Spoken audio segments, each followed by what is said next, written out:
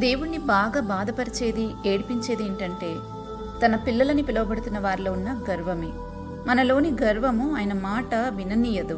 ఇర్మియా 13:17లో ప్రభు ఇలా అన్నారు, అయినను మీరు నా మాట విననొల్లని ఎడల మీ గర్వంను బట్టి నేను చాటున ఏడ్చుదును అని.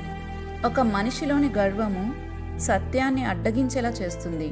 దిద్దుబాటును అసహ్యించుకుంటారు. గర్వము మనలోని పాపాన్ని ఒప్పుకోనివ్వదు. హృదయాన్ని చాలా కఠినపరుస్తుంది కూడా. సామెతలు 16:18 ఈ విధంగా రాయబడింది, నాశనమునకు ముందు గర్వం నడుచును, పడిపోవుటకు ముందు అహంకారమైన మనస్సు నడుచును అని. దేవుడు అహంకారులను ఎదిరించి దీనులకు కృపానుగ్రహించును అని వాక్యం చెప్తుంది. ఎప్పుడైనా తమను తాము హెచ్చించుకునేవారు తగ్గించబడతారు. ఇది యూనివర్సల్ ప్రిన్సిపల్ కూడా. తగ్గించుకుంటేనే హెచ్చింపబడతాం.